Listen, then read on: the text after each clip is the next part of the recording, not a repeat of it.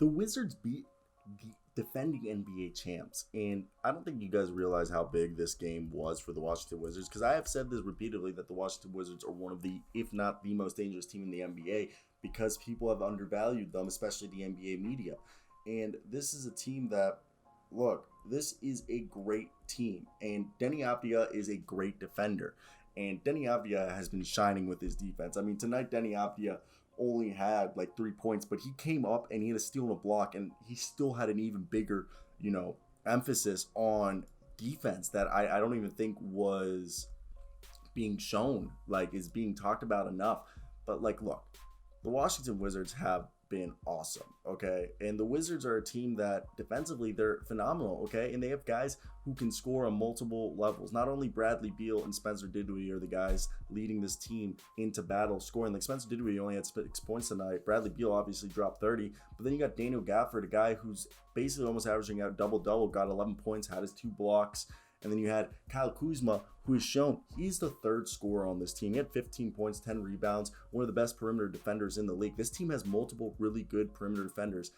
Kyle Kuzma, Kentavious Caldwell-Pope, Bradley Beal's having a career year in defense, looking like his younger self. Denny Abdia, Raul Neto, and Aaron Holiday. I think six of the top 30 best perimeter defenders in the NBA are on this team. And then they're protecting the rim with Daniel Gafford, and Montrezl Harrell has shown rim protection ability this year. 2 blocks. Montrezl Harrell's averaging over a block a game this year, and it's evident with his ability to go up there. He's averaging 1.2 blocks a game with half a steal and almost 18 points. He's the sixth man for this team, and he's basically the co-third option on this team, which really the first option is Bradley Beal, and then second and third options just whoever has the hot night. Usually it's Montrezl Harrell being the second leading scorer, and then it's either Kyle Kuzma or Spencer Dinwiddie, sometimes Kentavious Caldwell-Pope. This is a team, they only shot 27 threes tonight, hit 11 of them, one more than the Bucks, who shot 9 more threes than them, and they were able to also,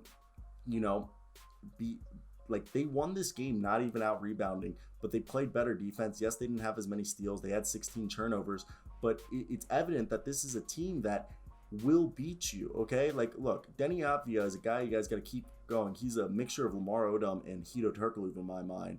And if you look, Denny Avdia has the ability just to trail anybody, not giving up any inch. And right now, behind Bradley Beal, Denny Avdia has the second best defensive field goal percentage, with opposing players shooting 36.2%, while, against Bradley Beal, I think it's like 30%. So the things that makes things are interesting is that Denny Avdia is being targeted by opposing teams, and he's showing them, I am a good defender. I play with a chip on my shoulder. And I don't think people are like realizing that. And I think this is a really good Wizards team that the Wizards aren't paying attention to. Like, they're just so good, okay? The Wizards, while I watch them, they have been fun. They're scoring. Everybody's taking turns, okay?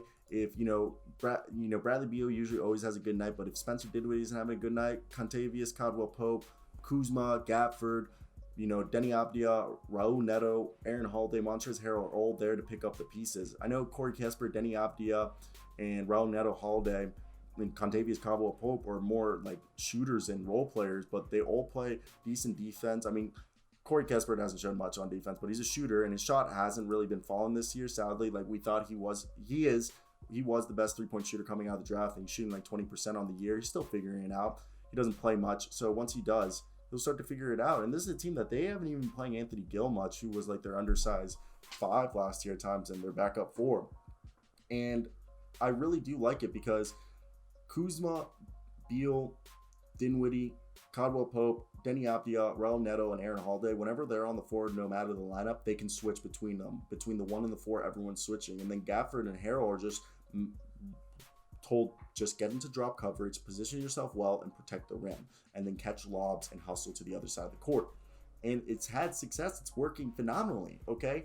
And this is why I truly do believe that this is one of the best teams in the league, and they're not getting the credit that they do deserve, okay? And I think they will get their just desserts at one point, and people are going to be like, where did this team just come from? And I'm going to be like, this has been happening for a minute. You guys just now starting to notice. This team went on fire last year with Scott Brooks as their head coach. Scott Brooks was their head coach, and they went on fire last year.